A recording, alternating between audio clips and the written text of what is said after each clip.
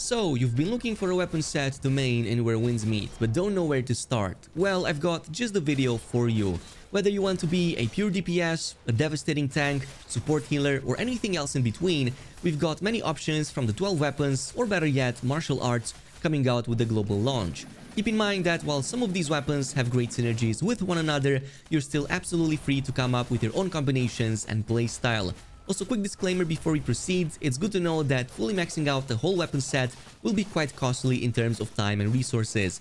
That is why I highly recommend trying them all out, especially during the leveling stage, during which you don't have to invest much, yet still feel powerful with all of them.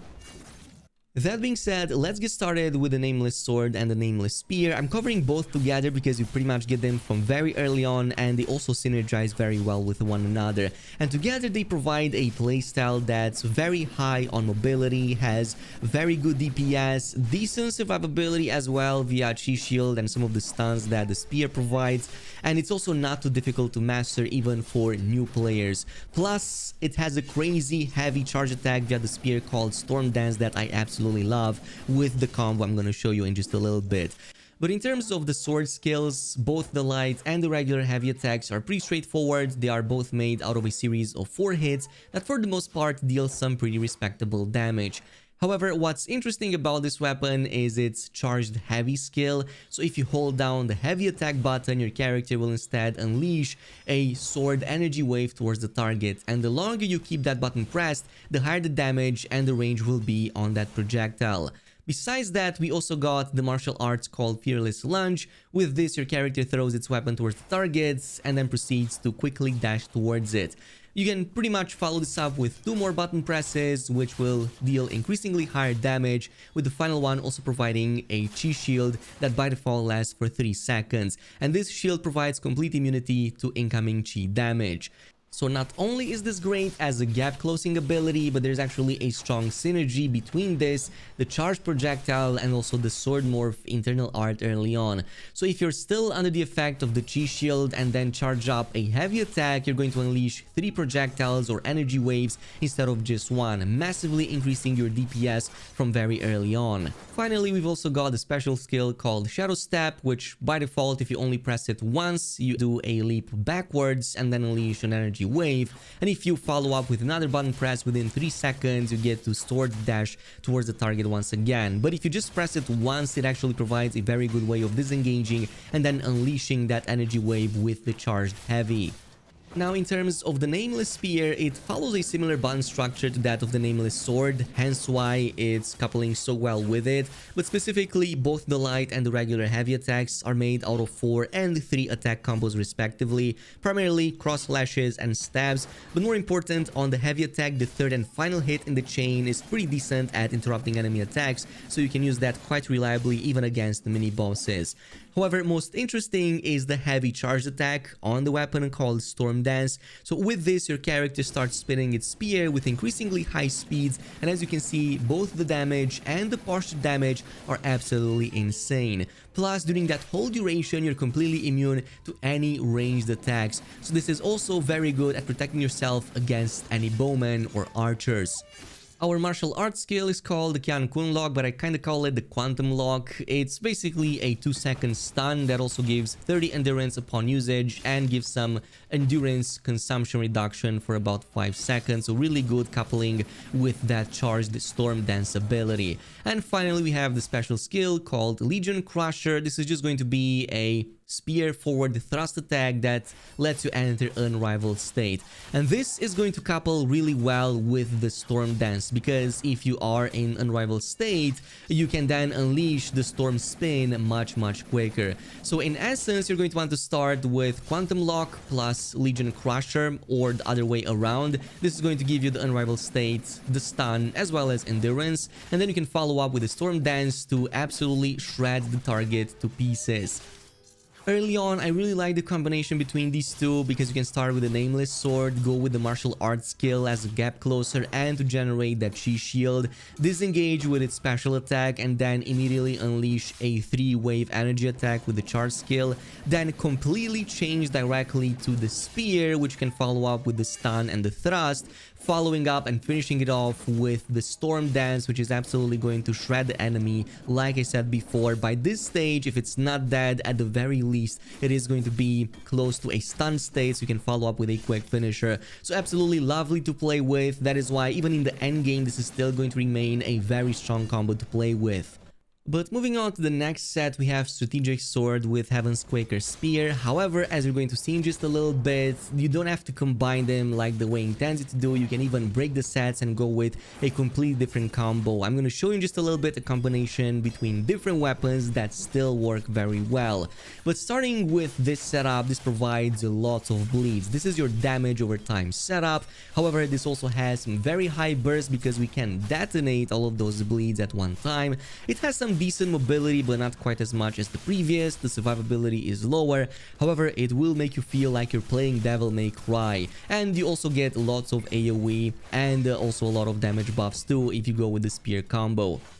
Now, in terms of the Strategic Sword attacks, both the light and the regular heavy attacks are pretty similar to that of the Nameless Sword, and for good reason. They both pretty much use the same gear piece, but what's different is going to be the heavy charged attack. So this is going to be called the second track slash. With this, your character charges up an attack, dashes forward, going pretty much immune for the whole travel duration, followed by applying a series of bleed hits onto the target. So the more you hit them with that, the higher the number of stacks will be. Then we also have the martial arts skill called Inner Track Slash. This is going to be a series of spins that further slash the target and apply more bleed stacks. And finally, we've got the special skill, Inner Balance Strike 3. This is going to be a leap backwards followed by a detonation ability that consumes all of the bleed stacks but deals very high damage and staggered damage against that target, and then reapplies a couple of extra bleeds back to the target. So in essence, this is going to be a high damage over time sort of build, but one that also has high bursts of damage because we can detonate them via the special skill ability. And because it's so easy to follow up with a charge attack, we can reapply some extra bleed stacks, so the typical 2 bleed we get from the special ability will go with up to 5 with the ones that we get from the heavy charge attack, so we can back-to-back detonate 2 rows of 5 bleed stacks, one after the other. Now, in terms of the Heavenquaker Spear, just like in the case of the Nameless one, both the light and the regular heavy attacks feature exactly the same move styles and combos. What's different is that on one side, the charge skill is called Drifting Thrust. So this is going to also be a charged ability that consumes endurance. However, this unleashes a flurry of thrusts into the target with the spear that deal really good damage and also gets them at least interrupted for that duration. But at the same time, also grants Fortitude, which gives you complete immunity to crowd control. So not only is this going to work really well with Heavenquaker, but also with the Mo Blade, as you're going to see a combo in just a little bit.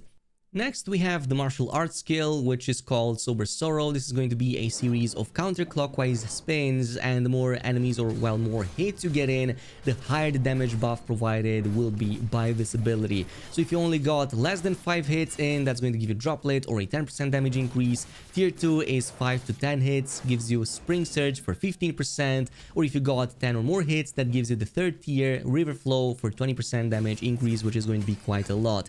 But this synergizes really well with the special ability called Sweep All. This is also going to be a series of spins, this time around clockwise, and depending on the tier of the damage buff you got from the previous martial arts skill, it's going to get increasingly higher damage effects, even a bleed at the end of it.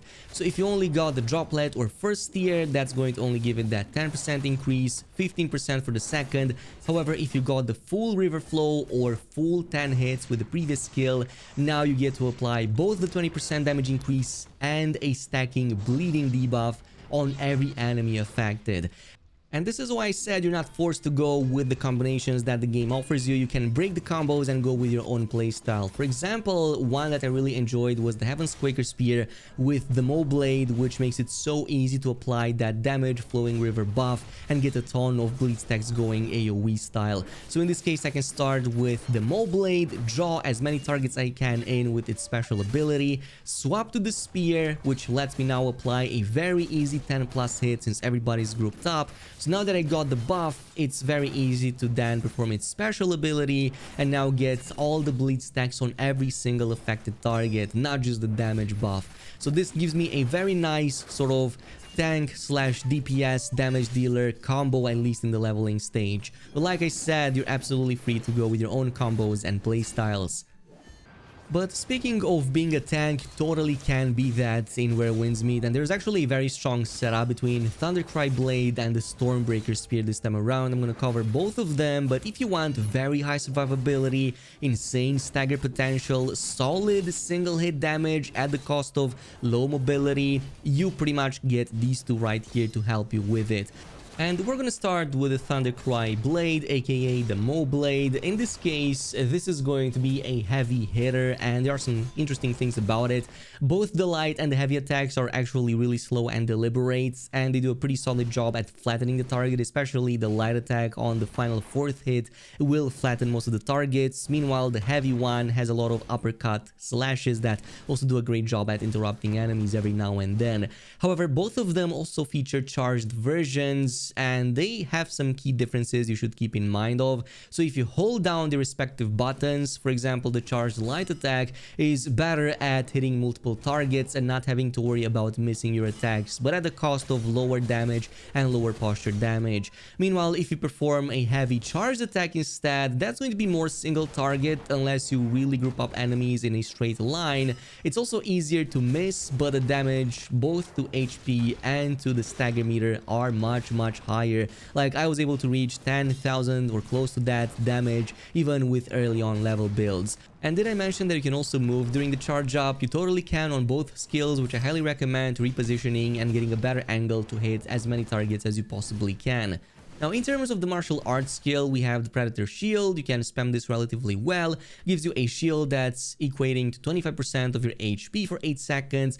Gives you some fighting spirit, which is basically your resource with this weapon that you can consume for special abilities. And there's also another version of the shield if you first have the drum beat effect from the spear we're gonna cover in just a little bit. That gives you an even better damage buff and an even better synergy, but we're gonna cover that via the spear in just a little bit. Meanwhile, for our special skill, we have the Sunrush Gale. Essentially, it's going to be a black hole of sorts. You draw all enemies in a pretty large radius, which you then follow up with a cross slash that typically flattens everybody out, and you even gain fortitude out of this, basically crowd control immunity.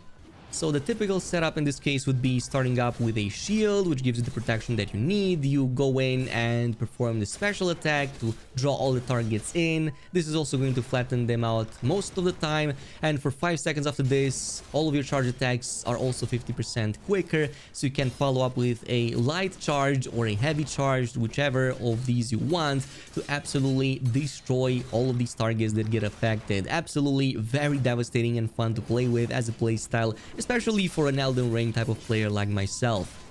However, this brings us to the next spear, which couples really well with this, and that's going to be the Stormbreaker. So this is going to have some pretty interesting effects for itself. In terms of attacks, once again, they seem to be rather similar to that of the previous spears, with some key differences. One is that your charged attack with this one is going to be another series of, well, basically flurry of thrusts, much quicker than that of the Heavenquaker Spear, but with the added effect that this is now going to give you a drum beat buff.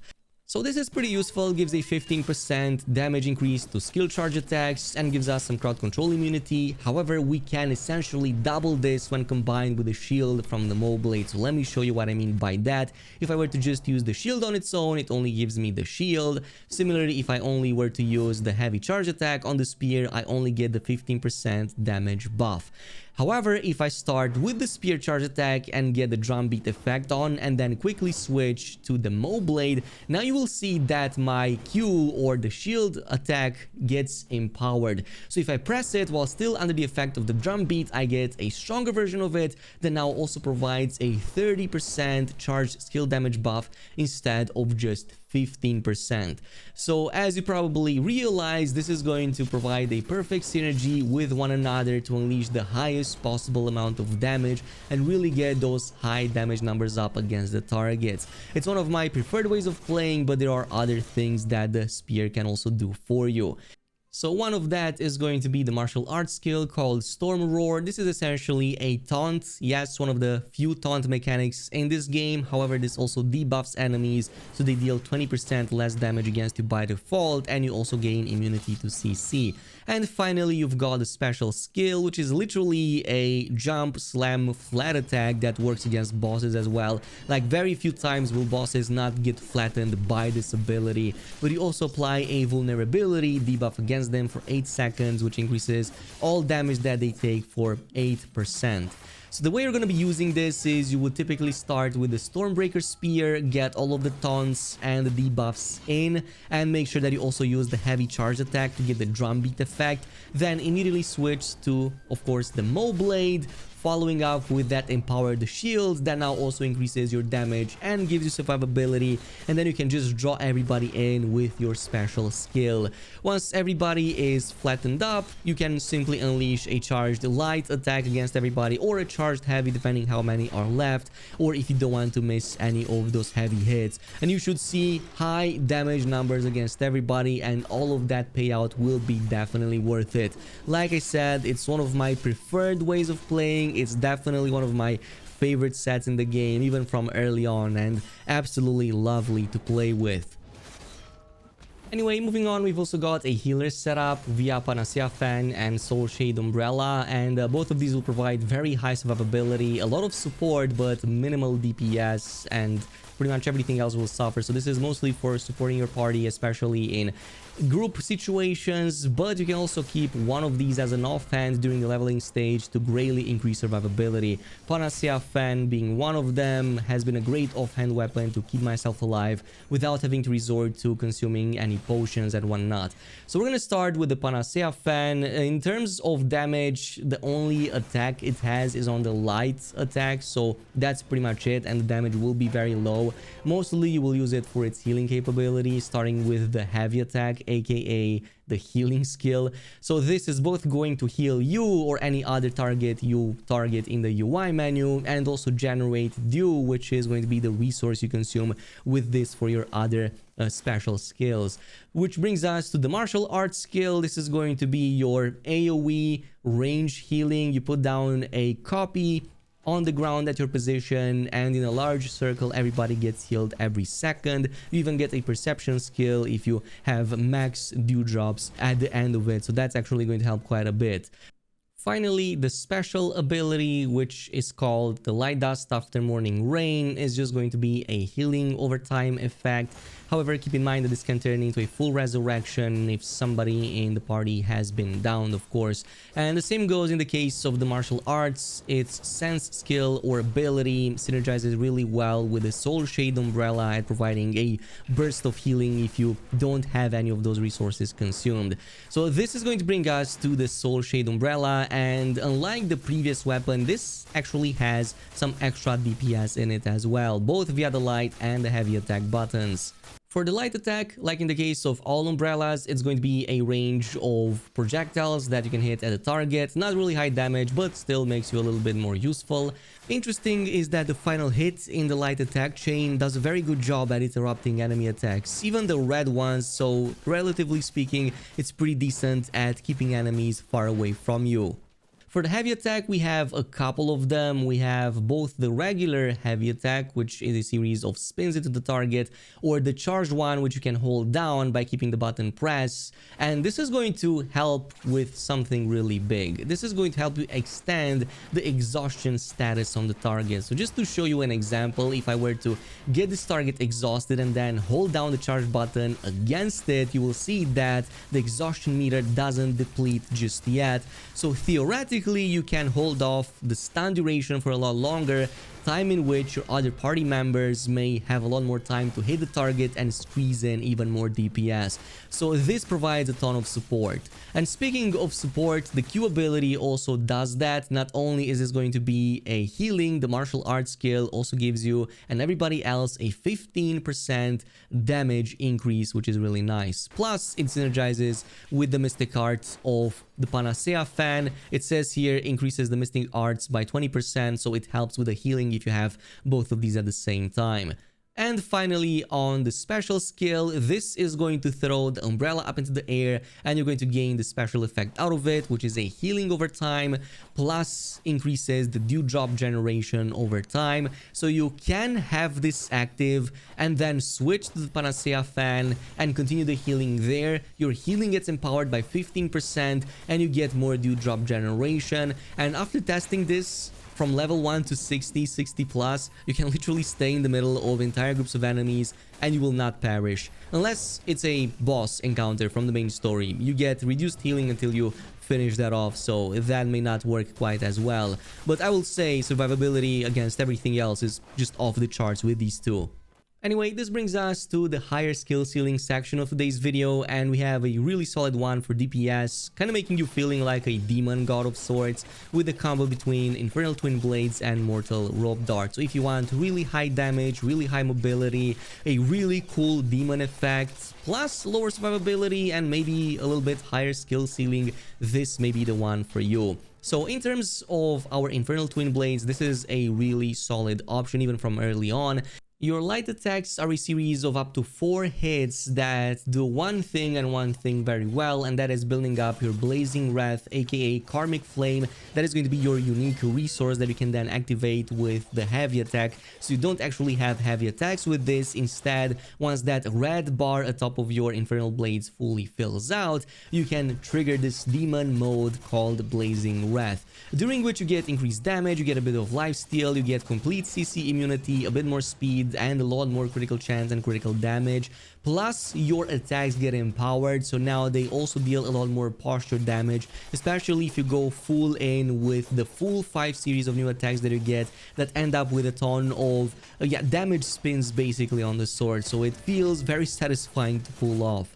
Also, good to note is that if you dodge incoming attacks during this state, you can resume the combo where you left it off. However, if you parry, you have to restart it. So it's better to maybe dodge during this state so that you can continue where you left off and squeeze in the highest amount of damage that typically trigger on the final part of the combo chain.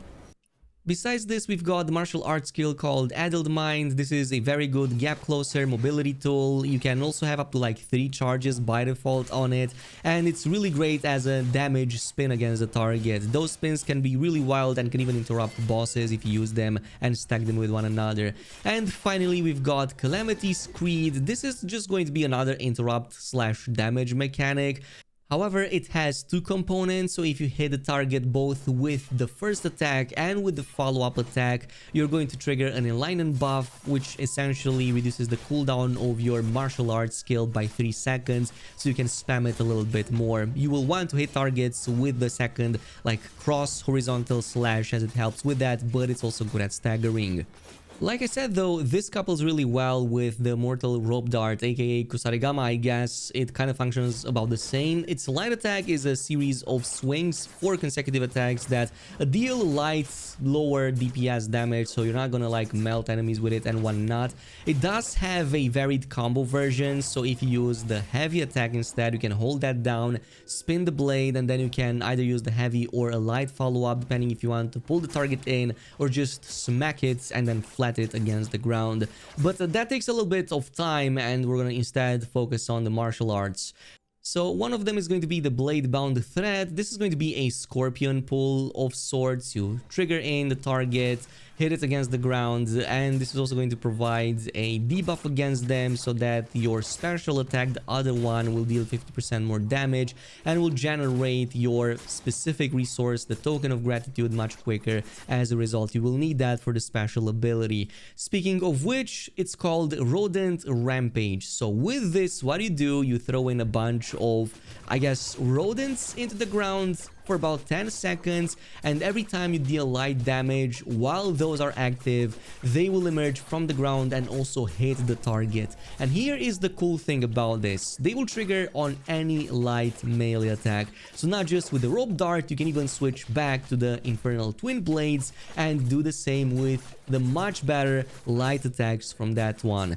And before you ask, yes, it also works well in the middle of the Wrath/Demon mode. So those are light melee attacks as well. They are just empowered. And in that case, you get both the benefits from the Demon mode, and you also, of course, get the rodent damage. So the more of those you get into the ground, the more they will jump into the target, hit them, get the damage, and of course, all of the staggers in. That's why this is a very cool playstyle to pick off. And like I said, the skill ceiling on it is a little bit higher, but not the highest, just a bit above average, and probably everybody should be able to get this with a bit of practice.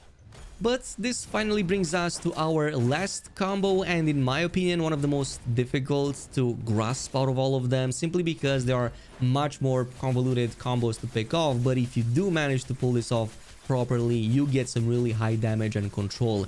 So this is going to be the combo between Inkwell Fan and the Vernal Umbrella, both of which are specifically suited for high acrobatics, really good damage, a lot of enemy control and CC at the cost of somewhat lower survivability, but if you play it properly, your survivability should actually be higher. So let's get started with the fan. This has both light and charged versions for both of its types of attacks. So starting with the light attack, the regular one is just a 4 series of blows. However, if you also hold down the button, instead you're going to unleash a tornado. And if that tornado hits the target, this is going to put them up into a launch state. So what you can do from this point on is follow up with a heavy attack. And if the enemy is in the air, your character automatically tracks to it, even from very far away, prioritizing it, and then you can follow with a whole bunch of mid-air combo attacks that are really devastating against that target. And yes, it works against mini bosses as well. Besides this, we've also got a martial arts skill called the Jade Wind Shield. Like the name implies, this causes a wind from the ground to emerge. Your character does a step back, so really good at disengaging. And that whole shield provides complete immunity to any incoming ranged attacks. All of them pretty much get blocked. Even enemies get physically blocked by it. And finally, we've got the special skill, Peak's Springglass Silence. This is going to be a dash forward that also roots the target in place, and you also leave behind a, well, I guess, after image that you can teleport back to if you press the button again. But if the enemy is not in a launch state, you can launch him with this ability as well, and then follow up with a heavy too.